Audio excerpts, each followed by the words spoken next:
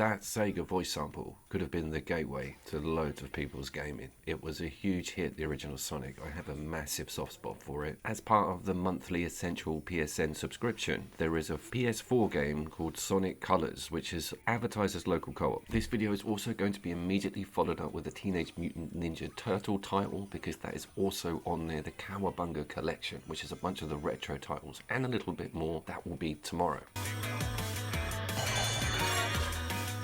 I was well dubious about the local co-op on this game. Nothing on the main menus to suggest it, but there is some additional content surrounding the local co-op. I'll explain it to you now. This is also, I'm not embarrassed to say, a little bit of a hot take, because I think these red rings are linked to local co-op levels within the main campaign. But off the bat, you've got this whole Eggman simulator section, which is a side-by-side scroller in the vein of something like Rayman Legends Speedrunners. I know that sounds like a tough sell, but it's not terrible.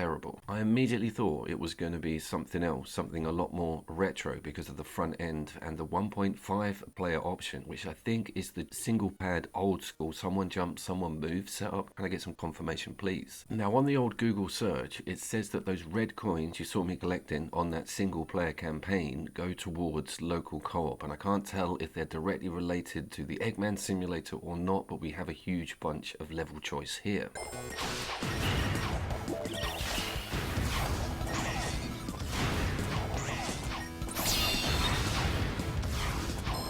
Now, as far as we could tell, it was cooperative. So get through the level, you can jump on each other, use that to sort of work out some puzzles, and there's a dash, and there's an immediate respawn on screen button. The whole thing's a bit weird. It feels like it should be Versus. And that brings me on to a game I'm going to talk about in a second, and the same goes for Teenage Mutant Ninja Turtles. There are really healthy alternatives on a local co-op level for both of those IPs, and I'm not talking about the racing. Sonic's got a really good local up to 4-player racer. I will put the link for that list. That's a very strong and very attractive looking kart game.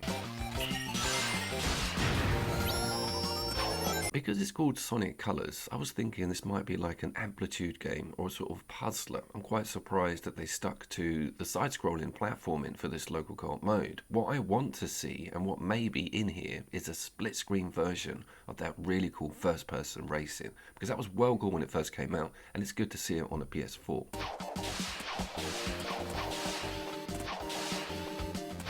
So this is okay, you know, admittedly it deserved more time. As you know, I don't have a huge window when it comes to local co-op reviews, and we kind of need to smash through things. That is kind of a good thing in a sense, because a local co-op or split screen game should give you all of their modes as quickly as they can. Putting some content behind a play wall, which I think they may have done with this, is something worth pointing out.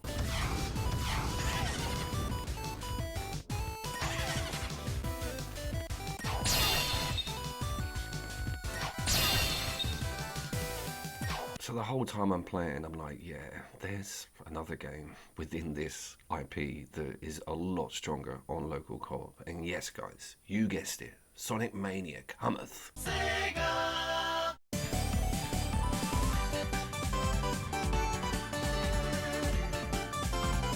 You may have heard me talk about this game before. It scores quite highly on local co-op platforming lists. There's no running and gunning in it, but it's classic Sonic, okay? This is the 16-bit Mega Drive Genesis version. I know people who can play some of these levels with their eyes shut.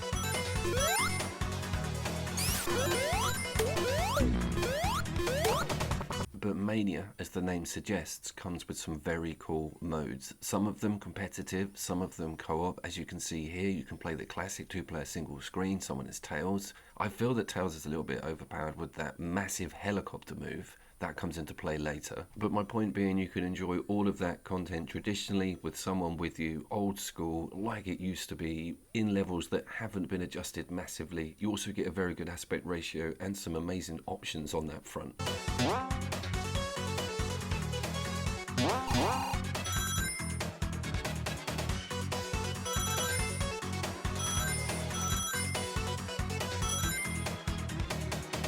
It's called competition mode. That first one's called Mania. The menu is not the most lemon of things. You get things worked out, but good lord, look at this. It's 2 Sonic games. You're in each other's game, you're racing, and you're seeing what's happening above or below you all the time. The tension is unreal. One spike knocks you back so far. We got too far into this. Then it got me thinking, imagine the logistical nightmare of a 13-year-old trying to get 2 TVs in the 90s on top and the bottom of each other and 2 Mega Drives going simultaneously. Like, you'd have to borrow your family TV and take it around your mates. The bollocking you'd get from your parents when they ring you up at Andrew's house and go, "Where's the TV?" You wouldn't immediately get the bollocking directly either. It would be first of all from Andrew's mum, because she's spoken to your mum, and then the real mum gets involved. Yeah, so this is nirvana for me.